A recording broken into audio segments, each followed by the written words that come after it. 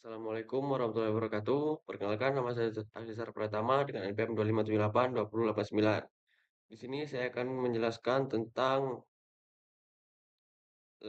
lapisan transportasi. Yang pertama di sini ada 14.1 yaitu pengiriman data.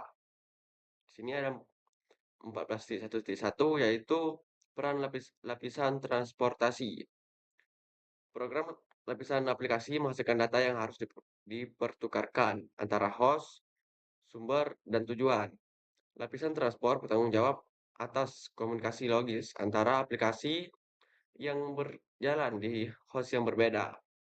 Ini dapat mencakup layanan seperti membangun sesi sementara antara dua host dan transmisi informasi yang handal untuk suatu aplikasi. Di sini ada gambarannya. Jadi, lapisan transport tidak memiliki pengetahuan tentang jenis host tujuan, jenis media yang harus dilalui data, jalur yang ditempuh data, kemacetan pada tautan, atau ukuran jaringan. Jadi, lapisan transport mencakup dua protokol, yaitu protokol kontrol dan protokol datagram. Di sini ada 14.1.2, yaitu tanggung jawab lapisan transportasi. Di sini ada tanggung jawabnya, yaitu melacak percakapan individu ya. Pada lapisan transport, setiap kumpulan data yang mengalir antara aplikasi sumber dan aplikasi tujuan dikenal sebagai percakapan dan dilacak secara terpisah. Di sini ada membagi data menjadi segmen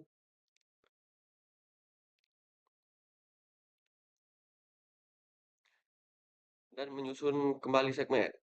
Membagi data menjadi segmen dan menyusun kembali segmen.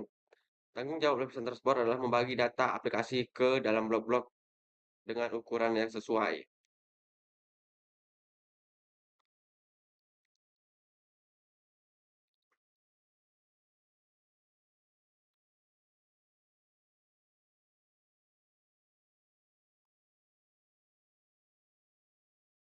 Di sini ada tambahan informasi header, yaitu protokol lapisan transport juga menambahkan informasi header yang berisi data binar dan yang diorganisasikan ke dalam beberapa file ke setiap blok data. Ini ada gambarannya. Yang ketiga ada 14.1.3 yaitu protokol lapisan transportasi. Jadi protokol ini IP hanya berkaitan dengan struktur pengalamatan dan perutuan paket. IP tidak menentukan bagaimana pengiriman atau transportasi paket tersebut berlangsung. Di sini ada 14.1.4 yaitu protokol kontrol transmisi. Jadi IP hanya berkaitan dengan struktur, pengalamatan, dan perututan paket. Dari pengirim asli ke tujuan akhir, IP tidak bertanggung jawab untuk menjamin pengiriman atau menentukan apakah koneksi antara pengirim dan penerima perlu dibuat. TCP dianggap sebagai protokol lapisan transport yang andal dan lengkap, sebagai yang memastikan bahwa semua data sampai ke tujuan. TCP mencakup bidang-bidang yang memastikan pengiriman data aplikasi. Jadi di sini ada catatan tentang TCP, yaitu tersebut TCP analog dengan pengiriman paket yang dilacak dari sumber ke tujuan. Sini ada 14.1.5 yaitu protokol datagram pengguna atau UDP. UDP adalah protokol lapisan transport yang lebih sederhana daripada TCP. UDP tidak menyediakan keandalan dan kontrol aliran yang berarti membutuhkan lebih sedikit bidang header karena proses pengirim dan penerima UDP tidak perlu mengelola ke keandalan dan kontrol aliran. Ini berarti datagram UDP dapat diproses lebih cepat daripada segmen TCP. Dan UDP juga menyediakan fungsi dasar untuk mengirim datagram antar aplikasi yang sesuai. Catatan UDP-nya adalah protokol tanpa koneksi, karena UDP menyediakan keandalan atau kontrol aliran. Jadi UDP juga dikenal sebagai protokol pengirim upaya terbaik karena tidak ada pengakuan bahwa data telah diterima dan di tujuan.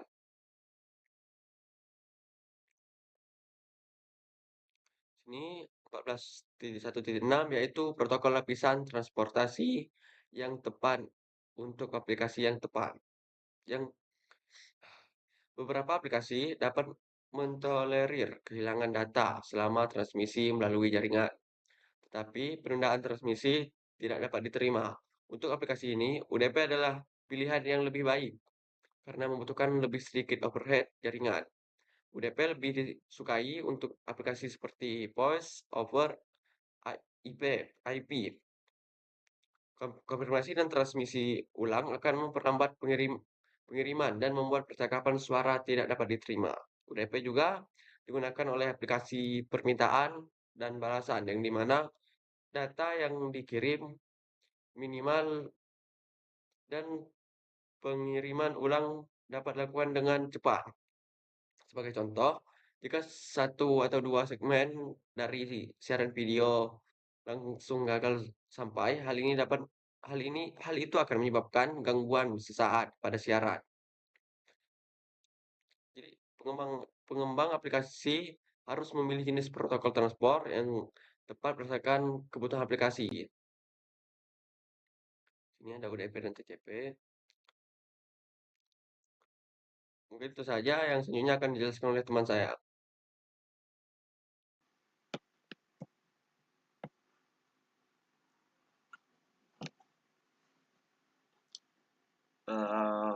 Untuk selanjutnya saya akan menjelaskan materi dari modul 14 tentang transport layer.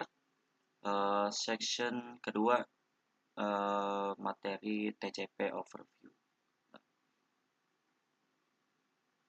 Di sini saya akan menyampaikan tentang fitur-fitur utama pada protokol TCP.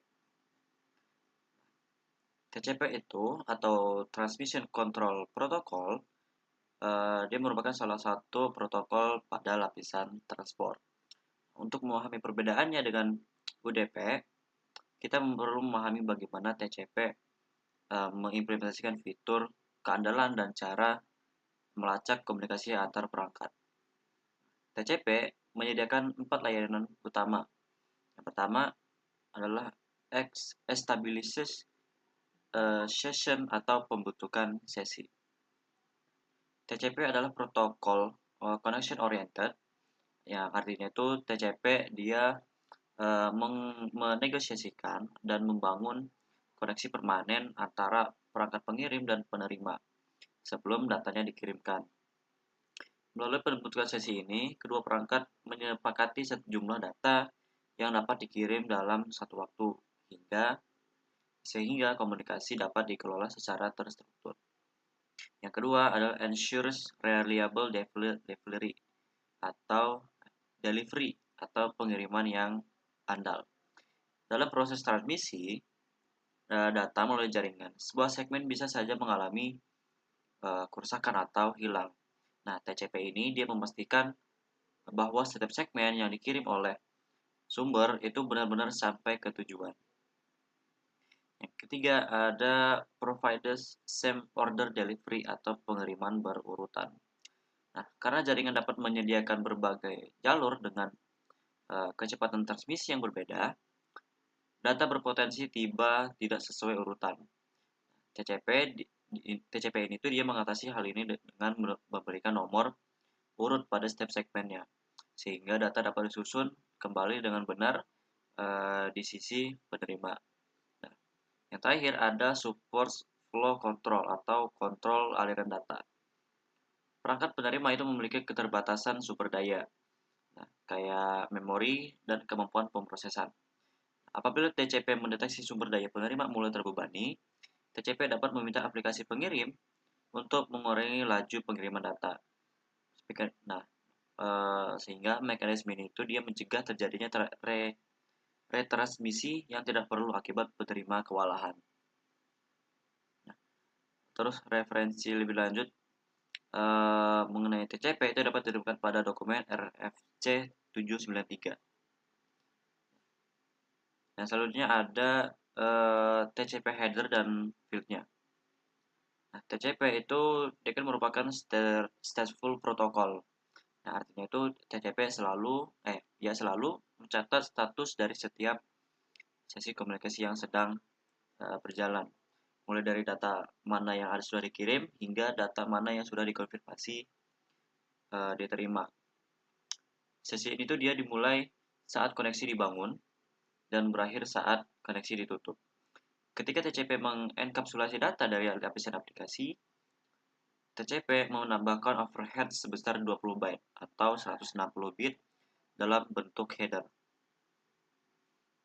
TCP header terdiri dari 10 field yang akan saya jelaskan secara satu persatu. Yang pertama adalah source port. Nah, ini tuh field 16 bit untuk mengidentifikasi aplikasi pengirim berdasarkan nomor portnya. Yang kedua ada destination port. Nah, field 16 bit untuk mengidentifikasi aplikasi tujuan berdasarkan nomor port. Nah, lalu ada sequence number field 32 bit yang digunakan untuk keperluan penyusunan ulang data di sisi penerima. Yang ketiga ada acknowledgement number. Dia field 34 bit juga yang digunakan untuk mengkonfirmasi bahwa data telah diterima sekaligus menunjukkan byte berikutnya yang diharapkan dari pengirim. Nah, untuk yang kelima ada header length. Ini tuh field 4 bit, dikenal juga sebagai data offset yang menunjukkan panjang dari TCP header itu sendiri. Yang keenam ada reserve field 6 bit yang saat ini dicadangkan untuk penggunaan di masa mendatang. Yang ketujuh ada control bits. Nah, field 6 bit yang isinya itu kode bit atau flag yang menunjukkan tujuan dari fungsi menunjukkan tujuan dan fungsi. Saya ulangi. Control bit itu ini tuh dia field 6 bit yang berisi kode bit atau flag yang menunjukkan tujuan dan fungsi dari segmen TCP tersebut seperti SYN, ACK, dan PIN. Lalu yang kedelapan ada window size, field 16 bit yang menunjukkan jumlah byte yang dapat diterima sekaligus oleh penerima. Lalu yang ke-9 ada checksum. Nah, ini tuh field 16 bit yang digunakan untuk pengecekan error pada header maupun data sistem. Nah, yang ke-10 ada urgent, field 16 bit yang digunakan untuk menandai apakah data yang dibawa bersifat mendesak. Lalu selanjutnya ada aplikasi yang menggunakan TCP. Nah, TCP itu kan merupakan contoh nyata bagaimana lapisan-lapisan dalam kontrol suite TCP IP memiliki peran yang spesifik dan saling melengkapi. Nah, TCP itu menangani seluruh tugas terkait pembagian data menjadi segmen, memastikan keandalan pengiriman, mengontrol aliran data, serta menyusun kembali segmen-segmen yang datang tidak berurutan. Dengan adanya TCP, aplikasi tidak perlu lagi mengelola tugas-tugas tersebut secara mandiri. Nah, aplikasinya itu cukup menyerahkan data menggunakan aliran data ke lapisan transport dan TCP akan mengurus sisanya. Nah, beberapa contoh aplikasi yang memanfaatkan layanan TCP itu adalah aplikasi yang membutuhkan keandalan tinggi untuk dalam pengiriman data kayak HTTP atau HTTPS buat browsing web, FTP buat transfer file, terus ada SMTP untuk pengiriman email, serta SSH untuk mengakses perangkat jarak jauh secara aman. Semua aplikasi ini dia membutuhkan jaminan bahwa data yang dikirim tiba secara lengkap, berurutan dan tanpa kesalahan. Nah, itulah mengapa TCP menjadi pilihan yang tepat untuk mereka. Gitu. Mungkin itu buat penjelasan dari modul 14 pada section kedua terkait TCP overview. Oke, segitu aja. Terima kasih.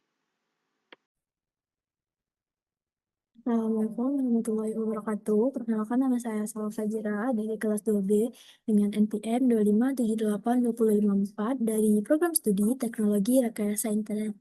Di sini saya akan menjelaskan tentang bab 14, melanjutkan penjelasan dari teman saya tentang ikhtisar UDP. Nah, di sini kita akan membahas fitur UDP. Pada topik ini kita membahas UDP, apa fungsinya, papan hal atau ide yang terbaik untuk menggunakan sebagai pengganti TCP. Nah, UDP sendiri adalah protokol transportasi terbaik. Lalu UDP merupakan transportasi ringan yang menawarkan segmentasi dan perakitan ulang data yang sama dengan TCP, tetapi tanpa keandalan TCP dan kontrol aliran. Nah, UDP sendiri merupakan protokol yang sangat sederhana sehingga biasanya dijelaskan dalam hal apa yang tidak dilakukannya dibandingkan dengan TCP. Nah, di sini ada fitur UDP, eh, ada empat fitur yang di sini ada data direkonstruksi dalam urutan penerimanya. Lalu ada setiap segmen yang hilang tidak akan didendam. Lalu tidak ada pendirian sesi, lalu pengiriman tidak diinformasikan tentang ketersediaan sumber daya. Nah, header UDP. Nah, UDP adalah protokol stateless yang berarti baik klien maupun server tidak melacak status sesi komunikasi. Jika kendaraan diperlukan saat menggunakan UDP sebagai protokol transportasi, itu harus ditangani oleh aplikasinya. Nah, ini header UDP jauh lebih sederhana daripada header TCP karena hanya memiliki 4 bidang untuk membutuhkan 4 byte, yaitu 64 atau 64 bit. Nah, ini ada gambar yang menunjukkan bidang dalam header UDP. Nah, ada port sumber, panjang, pelabuhan tujuan, jumlah flash. Oke. Lalu ada bidang header UDP. Nah, ini ada bidang headernya.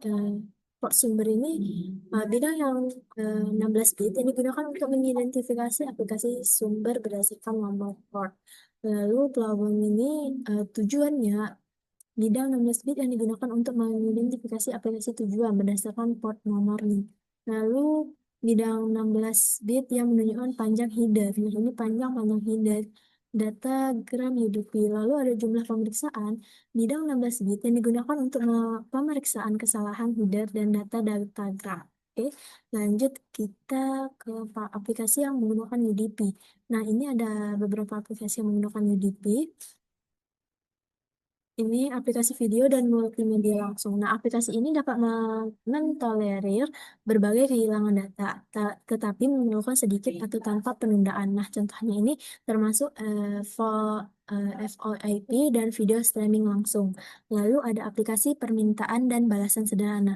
Nah, seperti contohnya DNS dan DHCP. Nah, aplikasi permintaan dan balasan sederhana ini merupakan aplikasi dengan transaksi sederhana di mana host mengirim permintaan dan mungkin tidak menerima balasan begitu. Lalu ada aplikasi yang menangani kendaraan sendiri. Nah, ini seperti contohnya SNMP dan TFTP. Oke, kita lanjut. Nah, ini ada pemeriksaan. Kita lanjut aja ke 14.4 part number. Bentar, teman-teman. Kita ubah. Oke. Biar lebih mudah menjelaskan. Nah, 14.1 ini beberapa komunikasi terpisah. Nah, yang sudah kita pelajari, pada beberapa situasi di mana TCP adalah protokol yang tepat untuk pekerjaan itu, dan situasi lain di mana UDP harus digunakan. Nah, protokol lapisan transportasi TCP dan UDP menggunakan nomor port untuk mengelola beberapa percakapan simultan. Seperti yang ditunjukkan pada ini, gambar ini, port sumber 16 bit, pelabuhan tujuan 16 bit, begitu teman-teman. Lanjut kita ke pasangan soket. Nah, port sumber dan tujuan ditempatkan dalam segmen. Segmen kemudian dienkapsulasi dalam paket IP. Paket IP berisi alamat IP sumber dan tujuan. Nah, kombinasi alamat IP sumber dan nomor port sumber atau alamat IP tujuan dan nomor port tujuan dikenal sebagai soket, teman-teman. Begitu. Nah, ini port sumber teman-teman, dan no dan IP sumber begitu teman-teman. Oke, lanjut kita ke grup nomor port. Nah, Internet Assign Number Authority atau IANA adalah organisasi standar yang bertanggung jawab untuk menetapkan berbagai standar pengelamatan termasuk nomor port 16 bit. 16 bit yang digunakan untuk mengidentifikasi nomor, port sumber, dan tujuan menyediakan rentang port dari 0 hingga 65.535. Nah, IANA ini telah membagi rentang angka menjadi 3 kelompok, teman-teman. Ada 0 hingga 1023, 1024 hingga 49.151, dan 49.152 hingga 65.535, teman-teman gitu ya. Oke, lanjut ini di perintah NetSat. Nah, koneksi TCP yang tidak dapat dijelaskan dapat menimbulkan ancaman keamanan besar. Nah, mereka dapat menunjukkan bahwa sesuatu atau seseorang terhubung dengan host lokal terkadang perlu untuk mengetahui koneksi TCP mana yang aktif, yang terbuka, dan berjalan pada host jaringan gitu. Nah, NetSat adalah utilitas jaringan yang penting yang dapat digunakan untuk memverifikasi koneksi tersebut. Seperti pada gambar ini, dia akan mencontohkan protokol yang digunakan, gitu. Oke, kita ini tentang pemeriksa pemahaman. Nanti polisi, teman-teman. Oke, mungkin segitu saja dari saya penjelasan dari 14.4 dan 14.3 tentang ikhtisar UUDP dan nomor port, teman. Saya akhiri. Wassalamualaikum warahmatullahi wabarakatuh. Halo, aku Zara Nadia. Jadi pada kali ini saya akan menjelaskan bagian kita ada CP communication proses atau proses komunikasi DCP. So, nah, di PSBN tuh kita tuh punya proses software TCP atau TCP second process.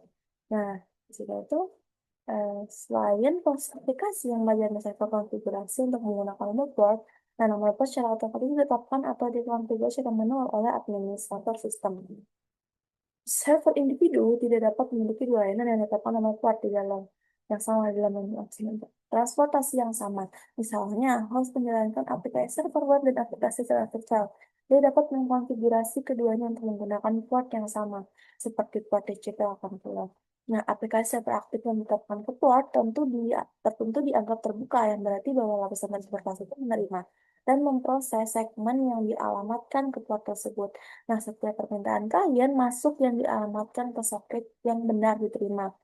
Dan data diteruskan ke aplikasi server. Mungkin ada banyak port yang terbuka secara bersama di server. Satu untuk setiap aplikasi server aktif. Nah, di sini nih kita tuh akan melihat informasi lengkap tentang server TCP. Yang pertama tuh ada klien sending TCP request atau itu klien yang mengirim permintaan TCP. Nah, klien itu mengirim permintaan TCP. Nah, klien satu itu tuh meminta layanan web 2 dan klien 2 tuh meminta layanan email ke server yang sama.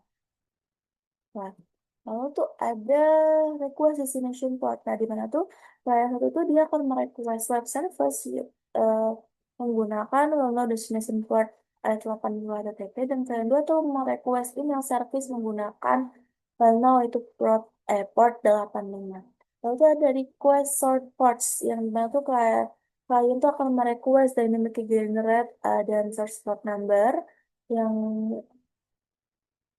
nah, di sini tuh AKS itu tuh akan menggunakan source port yaitu 49152 dan klien 2 tuh akan menggunakan source port 51152. Nah, itu ada respon destination port. When the server di mana saat server itu merespon panggilan klien, nah dia tuh akan berkebalikan dia akan berkebalikan researchnya portsnya tuh. Aduh. Nah, nah, dia tuh Ketika satu melakukan klien, server itu akan membalikan port tujuan dan sumber permintaan awal. Nah, perhatikan bahwa respon server terhadap malware yang memiliki port tujuan 4952 dan respon email sekarang itu memiliki port tujuan 5112. Nah, respon source ports atau the source port itu self respond itu tuh port yang dalam server itu akan merespon yang asli. Itu akan merespon destination yang asli ke ke initial request. Nah, lanjut itu ada TCP connection atau embellishment atau pembentukan koneksi TCP. Nah,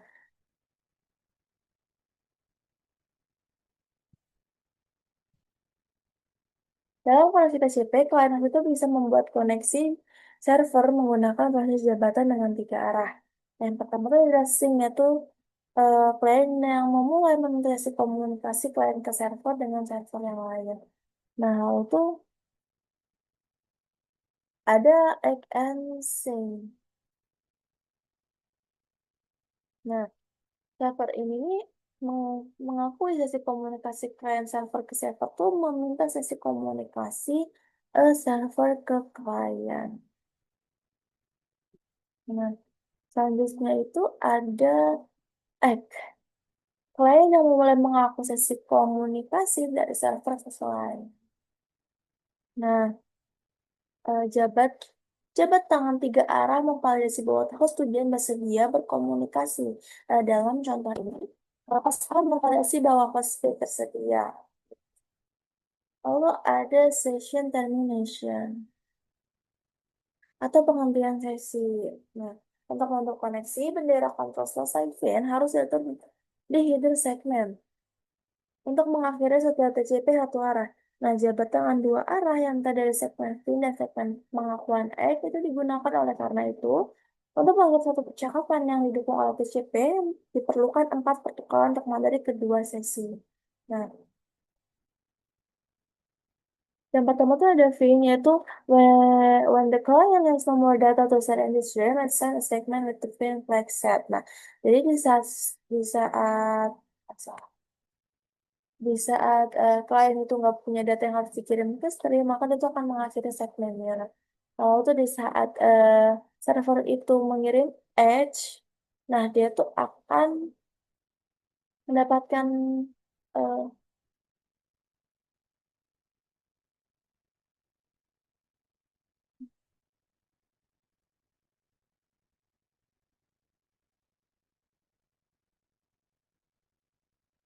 server mengirimkan otomatis pendaman PIN untuk menghentikan sesi dari klien server. Nah, kalau ini server itu akan mengirim VIN dan lalu akan menerima dan akan mengakhiri server ke client session. Kalau ada egg lagi itu dia tuh klien akan merespon with egg dan dia tuh itu akan dan akan mematikan lewat server. Lalu ada TCP three-way handshake analysis atau analisis jabat tangan dari tiga arah. Nah, fungsinya tuh ada, ini menetapkan bahwa perangkat tujuan berjaringan dan ini memverifikasi bahwa perangkat tujuan memiliki layanan aktif dan layanan permintaan pada nomor tujuan yang ingin digunakan. Nah, ini memberitahu perangkat tujuan bahwa kalian tersebut bermaksud untuk membuat sesi komunikasi pada nomor port tersebut. Okay, so, untuk penjelasan dari TCP Communication Process itu akan saya akhiri dan akan dilanjutkan oleh teman saya. Bismillahirrahmanirrahim. Assalamualaikum warahmatullahi wabarakatuh. Saya Arsyil Koordinator dengan NPM 257821110. Jadi saya akan menjelaskan tentang Dynetaket, yaitu tentang TCP pada modul 14.6, yaitu keandalan dan pengendalian aliran atau reliability dan flow control pada TCP ya. Yang pertama yaitu pengiriman terjamin dan terurut, yaitu keandalan pada TCP. Nah, keandalan TCP yang pertama itu pengiriman terjamin dan terurut. Nah, dalam TCP ya, itu ada yang namanya sequence number atau yang biasa disebut dengan segmen. Nah, segmen ini itu diberi nomor urut. Nah, digunakan agar penerimaan dapat menyusun kembali data sesuai urut yang benar. Nah, jadi setiap data itu dijadikan segmen ya. Nah, setiap segmen itu akan diberi nomor urut lalu digunakan agar penerima dapat menyusun kembali data tersebut. Nah, jadi penerima itu dapat menyusun kembali data yang telah diterimanya dengan segmen tadi. Seperti ini tuh. Selanjutnya itu ada kehilangan data dan pengiriman ulang. Nah, sering terjadinya adanya kehilangan data dan pengiriman ulang ya. Nah, TCP ini itu ada yang namanya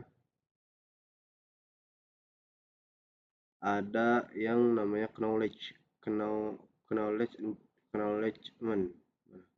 Ini atau disebut dengan ACK ya.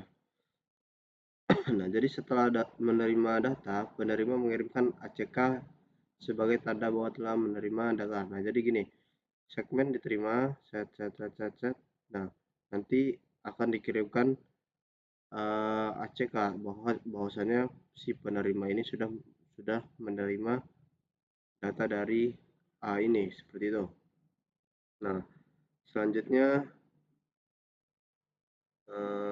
ada flow control TCP, yaitu ukuran jendela dan pengakuan ya. Nah, dalam flow control TCP ini sebelumnya akan saya jelaskan flow control itu apa, yaitu agar pengirim tidak mengirim data terlalu cepat atau sehingga menerima kewalahan. Nah, jadi penerimaan data terlalu cepat juga itu tidak efisien saat pada saat pengiriman ya. Nah, jadi ketika kita mengirim data secara terus-menerus, terus pengiriman tersebut terlalu cepat atau ya tergesa-gesa seperti itu bisa dibilang, nah itu si penerima akan kewalahan. Nah, makanya itu dalam TCP ini ya, itu menggunakan yang namanya sliding window. Menggunakan yang namanya sliding window. Seperti itu. Nah, terus ada ukuran segmen maksimum ya. Nah, apa itu? Yaitu jadi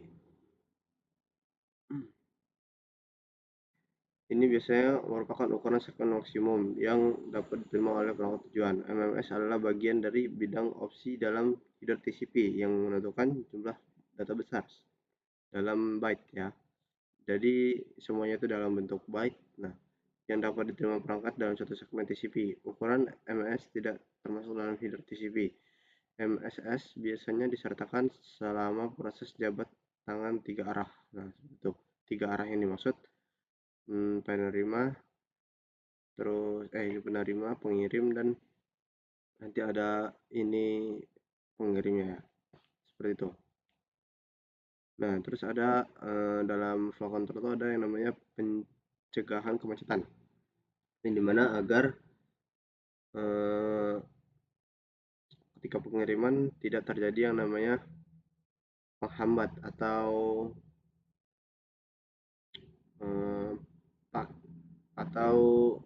kendala-kendala yang terjadi pada saat pengiriman. Nah, jadi ada yang namanya nanti pengiriman ulang ya ketika adanya terjadi kemacetan seperti itu. Nah, jadi itu saja yang ada pada keandalan dan kontrol aliran pada TCP atau reliability and flow control pada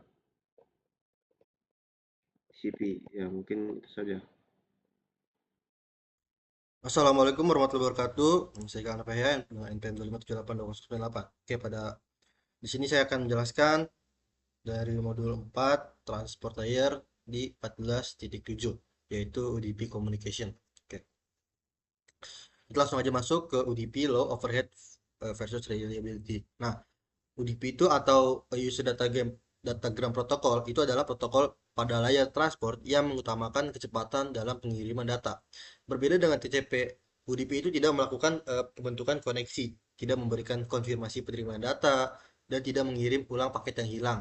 Karena prosesnya lebih sederhana, UDP itu memiliki overhead yang rendah sehingga pengiriman data itu menjadi lebih cepat. Nah, oleh karena itu, UDP itu banyak digunakan pada aplikasi seperti streaming video, FOIP, game online, atau DNS yang lebih mengutamakan kecepatan daripada keandalan. Nah, di sini ya. Oke, lanjut ke UDP datagram reassembly. Nah, jadi data yang dikirim itu menggunakan UDP itu disebut datagram. Data yang dikirim menggunakan UDP itu disebut datagram. Selama proses transmisi, datagram itu dapat dipecah menjadi beberapa paket oleh IP. Ini contohnya. Nah, jadi dipecah menjadi beberapa paket oleh IP dan akan tersusun kembali ketika sampai di tujuan. Namun UDP itu tidak memeriksa apakah semua paket diterima dengan lengkap. Nah, jika ada paket yang hilang, itu UDP tidak akan meminta pengiriman ulang, sehingga aplikasi yang menggunakan UDP harus menangani kondisi tersebut jika diperlukan. Kita masuk ke UDP server process and request. Nah, jadi pada komunikasi UDP, server itu bertugas menyediakan layanan dan menunggu permintaan dari klien pada port tertentu. Jadi ketika klien mengirim datagram, server itu akan proses permintaan tersebut dan langsung mengirimkan balasan. Karena UDP bersifat connectionless, server itu tidak perlu membangun koneksi terlebih dahulu, sehingga proses komunikasi seperti menjadi lebih cepat dan juga efisien. Oke, ada UTP klien proses. Jadi di sini klien itu merupakan proses yang meminta klien kepada server. Nah, klien itu akan membuat datagram UDP dan datanya klien itu akan membuat datagram UDP dan mengirimkannya ke port tujuan. Nah, jadi tujuan sesuai layanan yang dibutuhkan. Setelah server memberikan respon, proses komunikasi selesai tanpa adanya pembentukan koneksi. Jika terjadi kehalangan, paket UDP tidak akan mengirim ulang secara otomatis sehingga keandalannya lebih rendah dibandingkan TCP.